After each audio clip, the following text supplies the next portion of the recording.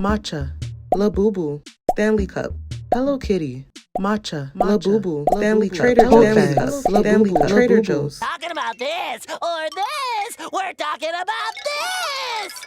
One day, it's water bottles. The next, it's creepy little bunnies. How did we get here? Not too long ago, caffeine-fueled moms and TikTok teens were practically wrestling over Stanley Cups in the aisles of Targets. But those pastel water tumblers are already yesterday's news. The internet's latest obsession? Labubu dolls. The wide-eyed, slightly creepy collectibles that people are now paying thousands to own. Once upon a time, they were a niche designer toy. Now they've exploded into this global status symbol almost overnight. And Labubu isn't alone. From blink and you'll miss it collabs to drinks that aren't even meant to be drunk, but rather displayed like accessories. Trends are rising and falling faster than most of us can even process. But why do we latch on so quickly and drop things just as fast? Part of it comes from fast fashion culture. Fashion brands like Shein and Fashion Nova have trained us to crave the new and the now. Cheap, constant, disposable. And built into that cycle is FOMO. FOMO stands for fear of missing out, and essentially it's the anxiety that an exciting or interesting event may currently be happening elsewhere, often aroused by posts seen on social media. So if you don't buy it now, it'll sell out and it'll be out of season, and even worse, you'll look outdated by roughly 5 minutes. Clothing has stopped being about personal style and more about keeping up. And our spending habits have been rewired to chase novelty over quality. That same mindset has spread everywhere else, ranging between toys, makeup, and even drinks. As long as something is trending, we want it. Not because we need it, but because we want to make sure we have pink to wear on Wednesdays, or in less cultured terms, we fear missing the wave. Then there's Brainrot culture. As a general population, our attention spans have been remixed by TikTok and Instagram Reels into these 10-second dopamine hits. Nothing sticks for long, and that creates another form of FOMO. If you don't scroll constantly, you'll miss the joke, the meme, and even that one dance trend that everyone seems to know the steps to. That same twitchy need to stay caught up bleeds into consumerism. We shop the same way we scroll, which is fast, impulsive, and forgetful. When you sum up all of these overlooked variables, the result is today's culture. Buy it now, show it off, get the dopamine, and move on before you fall behind. Now, most of you remember what a real Black Friday used to look like before online shopping took over the retail industry. People used to stampede inside of Best Buys, literally use people as involuntary step stools to reach the TV that was on sale for the low, and square up with anyone and everyone who dared to get in their way. The Black Friday Olympics are practically non-existent now that we can proactively place sale items in our carts right before midnight. But it's not a complete lost art. It's just no longer reserved for just one day out of the year. It's weekly now, and not for a cheap TV, but for a stuffed animal. On the surface, Labubu seems like nothing more than an innocent, cute, quirky aesthetic, collectible plushie toy. But the way they're sold in blind boxes is anything but innocent. You never know which Labubu you're getting until you rip the box open. Some are common and some are hella rare. And if you're chasing that rare one,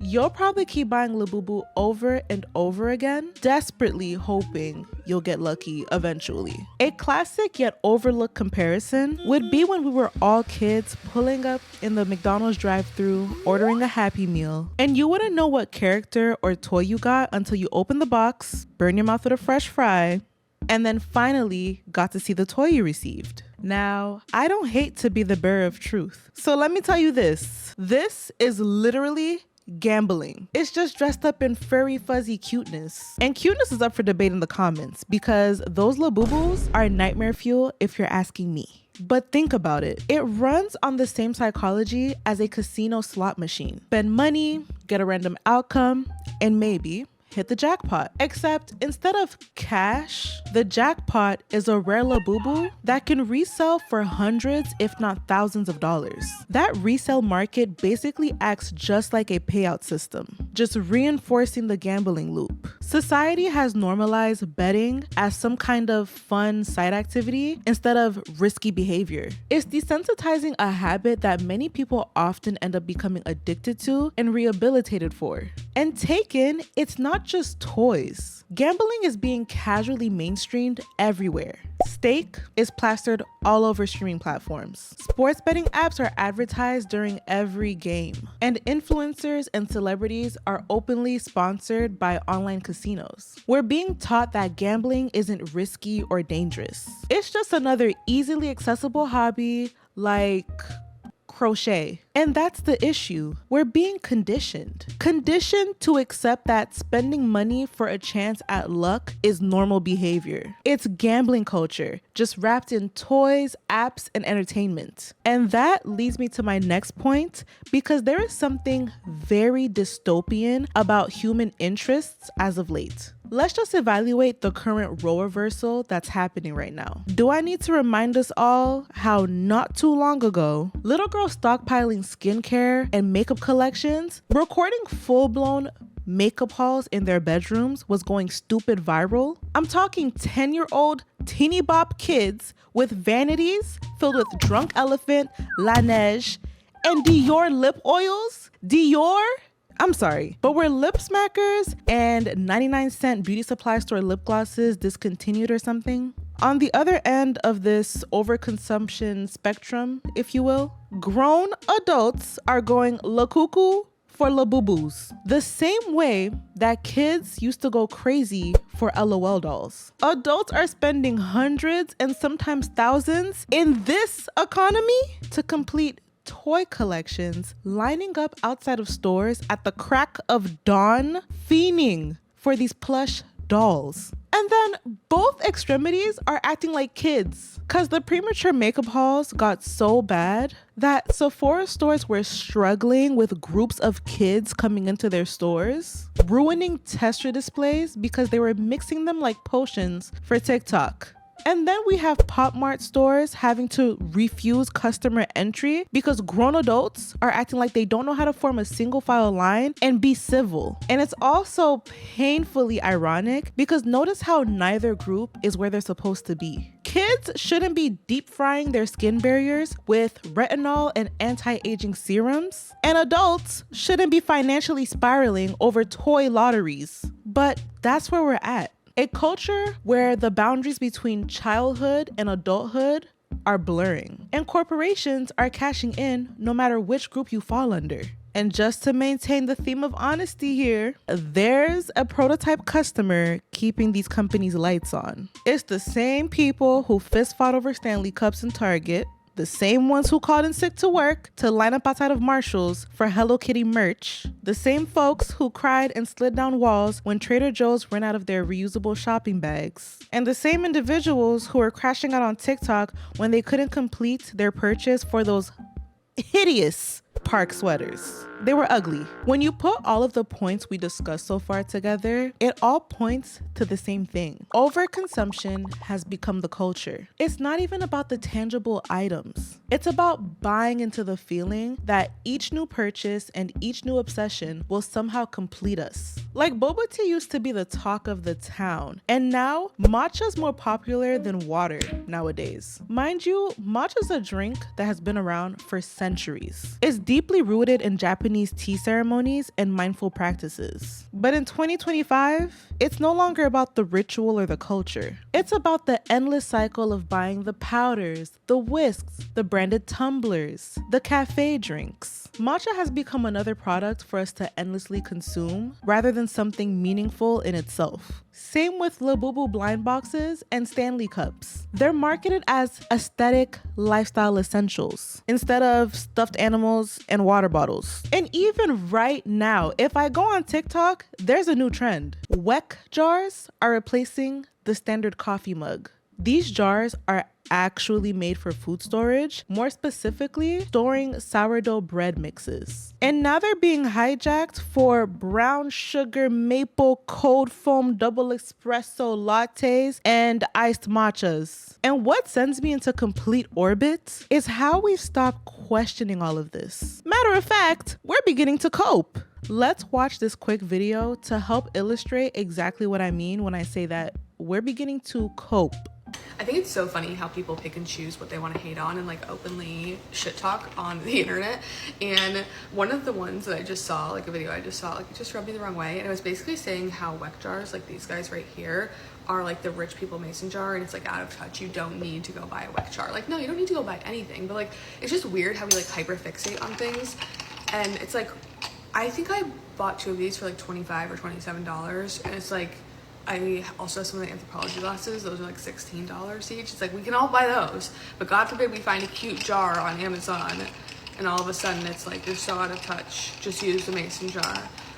God forbid I want to romanticize my life just a little bit and drink my coffee out of a cute cup. Okay, I've used this so many times. The amount of money that this probably cost me per day, like the per use cost, is probably a penny at this point. Like, I love this thing. It's perfect size, holds so much ice. I love it. First of all, God forbid the overusage of God forbid. That was exactly 60 seconds of coping if I've ever seen it. Like, the way that the woman in this TikTok has rationalized her overconsumption needs to be studied. But she helped emphasize my point that overconsumption is no longer seen as excessive. It's become the new norm, just another day in the neighborhood. Some of you are collecting, chasing, and hoarding. Yes, I said it, hoarding, because some of y'all need to have a TLC camera crew following you around your house, looking through your cabinets and drawers. And companies know exactly how to keep us hooked, whether it's through gambling style mechanics, FOMO marketing, or influencer driven hype. And during my research for this video, I unfortunately found out that it doesn't stop at collecting Labubus themselves. There is now a whole sub-industry of Labubu fashion, a market that consists of tiny outfits, mini designer handbags, and even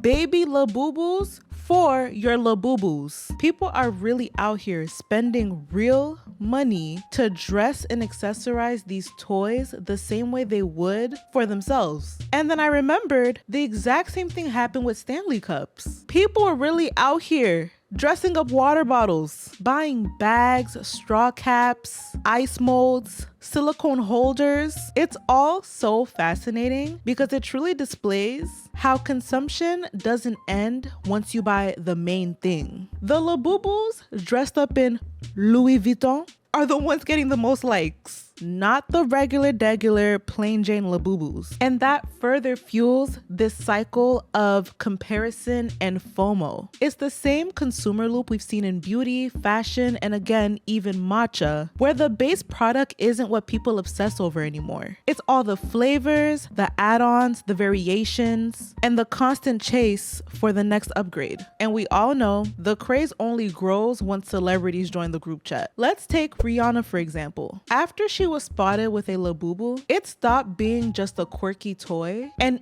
instantly became a status symbol. Suddenly, people weren't just buying a plushie. They were buying the feeling of being closer to someone they idolize. But just as quickly as it rises, the hype fades, which naturally brings us back to the question I asked at the start. Why do we latch onto things so quickly, only to drop them just as fast? The truth is, we don't drop trends because they lose value. We drop them the moment they stop making us feel valuable. Because in the end, we're not just collecting products, we're collecting validation.